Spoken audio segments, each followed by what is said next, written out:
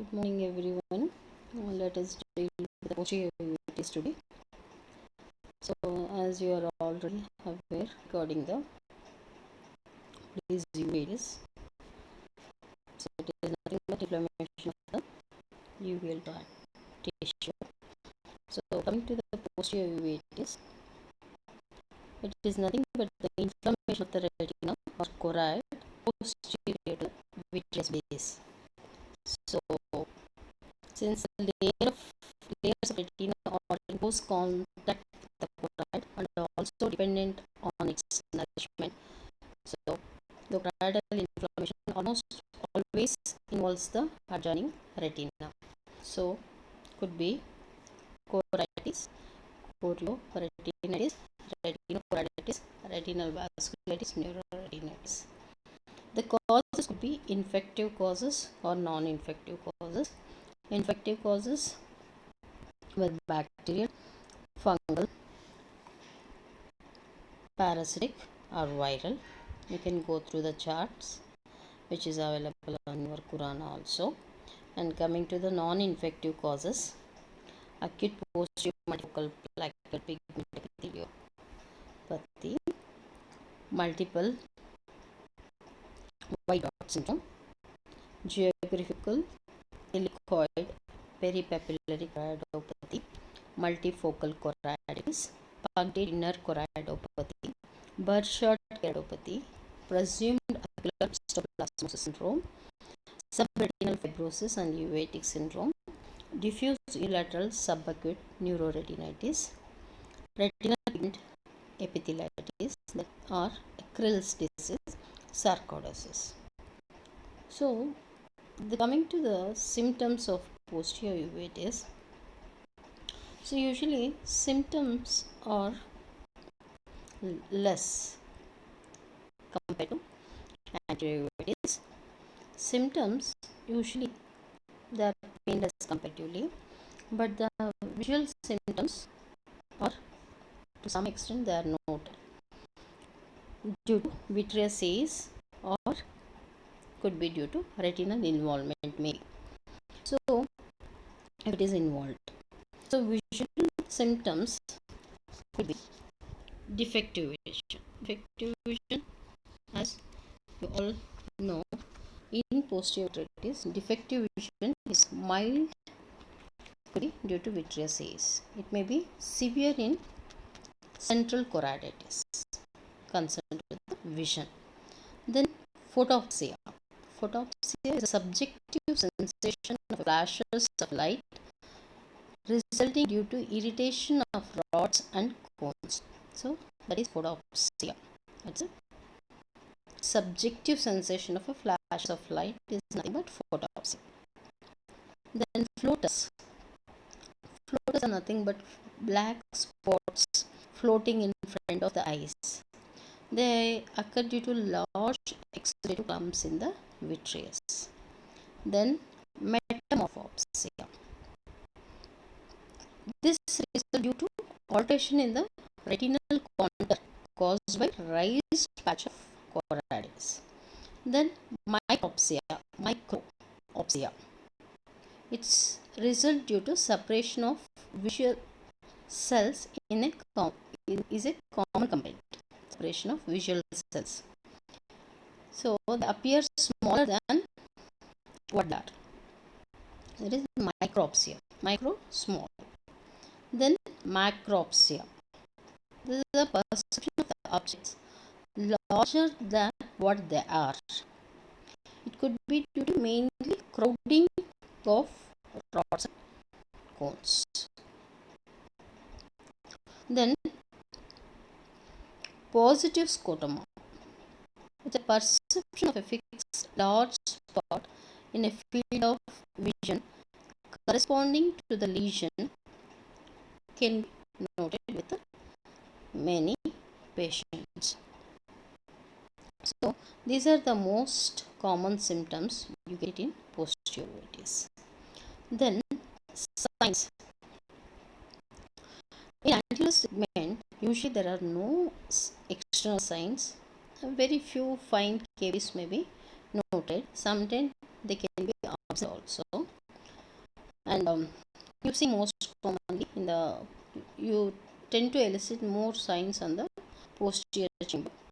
So vitreous opacities, there could be fine, coarse, stringy or snowball opacities depending upon the etiological factor, also depending upon the structure affected also. There could be focal or diffuse or a multifocal choroiditis also.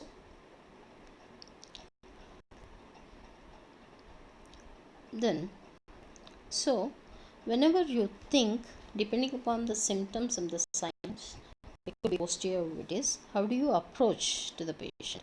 So first and foremost thing, how do you diagnose posterior uveitic? What is the etiological factor?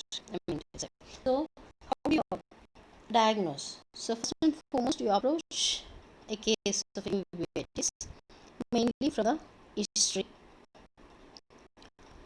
Then chief complaints, ocular history, laterality, symptoms, duration, onset, recurrence, systemic examination, and the treatment history. Then there could be any injuries, surgery. So with this migrations, with this you could go for what type of, or what is the etiology for the posterior uveitis. So on ocular examination fundus feature, when you look at the patches, so usually when you see the choroidal patches, if they are active, they look usually pale yellow or a dirty white with raised areas with the ill-defined edges, as you see. As in a heel patches, usually they are sharply defined compared to the rest of the atrophied choroidal tissue. You can see sharply raised. So then, depending upon the come to a concern ocular examination, as you know, the ocular examination, you see any the external vesicle or the forehead vesicles or nodules, mitosis, or you see any granulomas over the conjunctiva. What about the cornea, dendritic? What about the sensation? What are the KPs? Any punctate keratitis? Then pupil.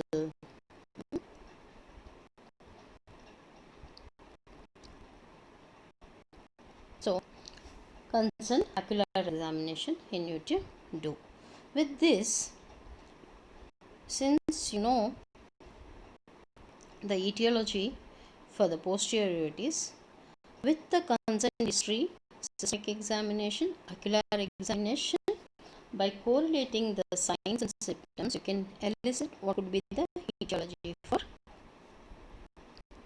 posterior uveitis. For example, take in systemic lupus erythematosus. So, what are the most diagnostic factors in SM? Posterior uveitis associated with diagnostic criteria like a mala rash, scleritis, arthritis. So, how does the posterior uveitis or reference pictures you get in SLE? Usually, they'll have multiple serous retinal detachment, RP detachment, central serous chorioretinopathy. Retinopathy typically it is bilateral, could be bilateral also, or it can be symmetric. They usually the findings include cotton wool spots, exudates, retinal edema, visual acuity loss or metamorphopsia, and vascular toxicity. Specific test is antinuclear antibody assay. While in sarcoidosis, as you all know, the granuloma sarcoidosis usually get multiple granuloma. Like in concern to this, ocular sarcoidosis, you will have a large iris nodules and nodular involvement at the tubular meshwork, snowball peripheral uveitis in sarcoidosis, peripheral uveitis with the involvement of the optic nerve head, occlusive peripheral uveitis, disc edema, and candle wax drippings. This is the characteristic. And choroidal consent to the choroidal and retinal involvement in sarcoidosis. You can get a small peripheral choroidal granulomas, confluent choroidal infiltrates, multifocal choroiditis, multiple small retinal granulomas you can get. The diagnosis is mainly by serum ACE, biopsy, chest X-ray. How do you treat them? Depending upon the severity, you can have a choice of topical, periocular, systemic steroids can be used. This immunosuppressed patient like HSV is very RP simplex vessel zoster, you get HSN sign, corneal sensation will be reduced, iris atrophic patches, retinal arteritis, retinal necrosis in the periphery which rapidly spreads, pon and full neck thickness necrosis, and macular involvement. PCR based assay is done. And whereas in cytomegalovirus retinitis, usually patients suffering from the HIV, they tend to have this CMV retinitis, or on the cytotoxic chemotherapy, or who are on long-term immunosuppression. So anterior segment KPs may be seen, posterior segment hemorrhagic retinitis and granular retinitis. You can see, go through the picture. This is what it looks, hemorrhagic retinitis.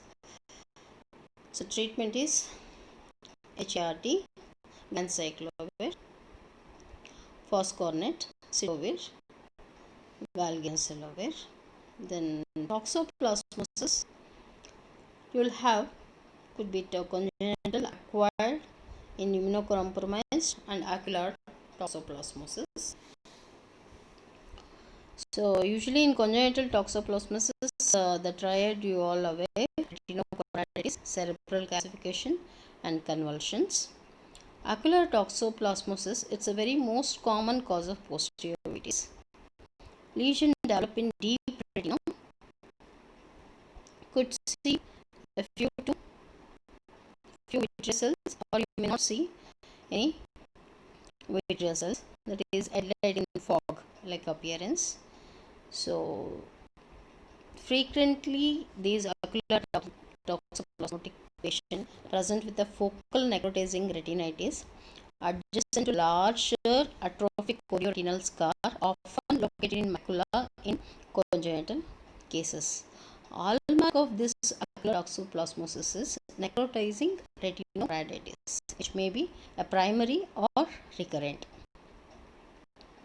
The primary toxoplasmosis is usually unilateral, whereas the posterior police involvement is more than 50% of the cases. Recurrent ocular toxoplasmosis with the reactivation of the live tissue cyst, the case of newly active necrotizing retinitis are usually adjacent to old scar, so called what you call as satellite lesions. Complications of ocular toxoplasmosis could be neuritis, posterior detachment or tractional retinal detachment, retinal vasculitis, granulomatous or non-granulomatous uveitis, retinal ischemia, neovascularization of the retina and optic disc, secondary glaucoma, optic atrophy, branch retinal, vein occlusion, artery occlusion, CME or CNVME. They are very late sequelae. What are the investigation you do for toxoplasmosis? ELISA, indirect fluorescent antibody, indirect hemagglutination test, complement fixation, and Sabin Feldman test, and image studies, FFA and indocyanine, and also B scan to look for any detachment or any exudative DVD to all those things. You can go through the B scan also. What is the treatment? Treatment mainly trimethoprim, sulfamethoxazole with para-amino benzoic acid, pyrimethamine with oral folic acid, clindamycin, pyrimethamine, tetracyclines topical steroids, photocoagulation or cryotherapy, and plasma vitrectomy depending upon the stage, if patient is fit for a surgical option. Then ocular toxoplasmosis is done. So toxicokinesis, ocular toxicokinesis, intestinal thrombo, usually seen in young children most of the time. Unilateral chronic toxicoro and ophthalmitis, that is leukoria, usually involved with posterior pole or the paragonglioma. So diagnosis is by ELISA, USG and CT scan. Treatment subtenon steroids if it is very severe, plasma vitrectomy. Then with consent to syphilitic uveitis,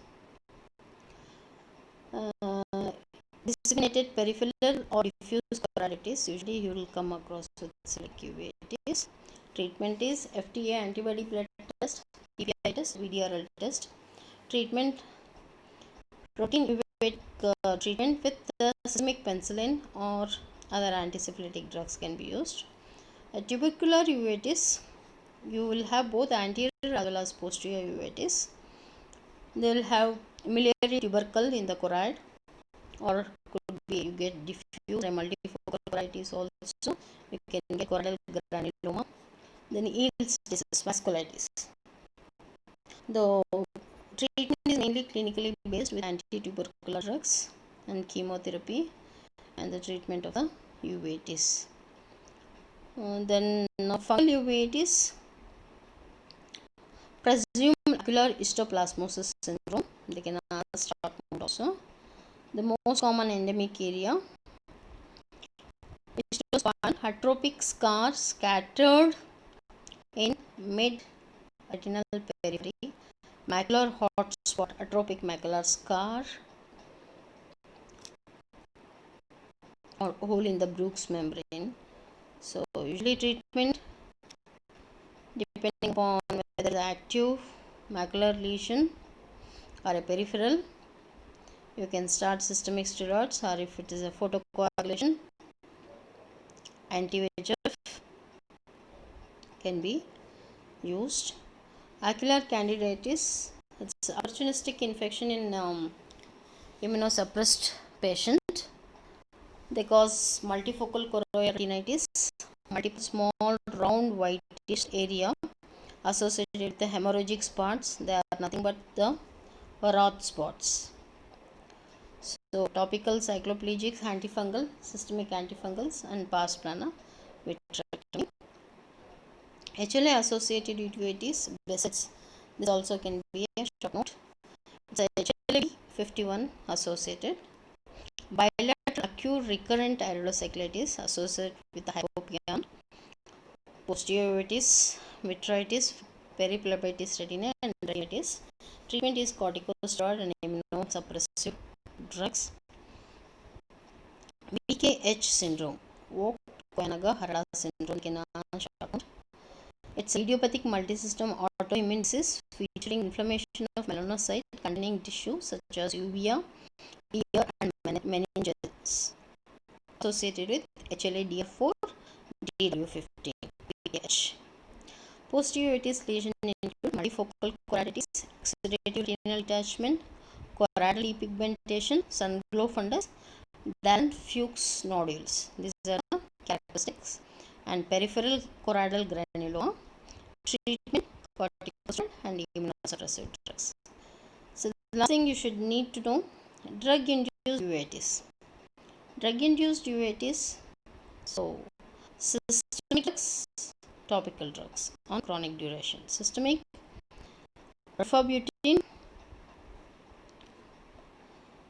bisphosphonates, sulfonamides, diethyl carbamazepine, cidofovir. Topical like metoprolol, myotics, prostaglandins. Intracameral drugs. Intracameral where we inject directly into the anterior chamber. Cidofovir, antibiotics, urokinase, and few vaccines can cause drug-induced posterior uveitis. So These are things you need to know. Posterior uveitis. So treatment of the posterior uveitis, most commonly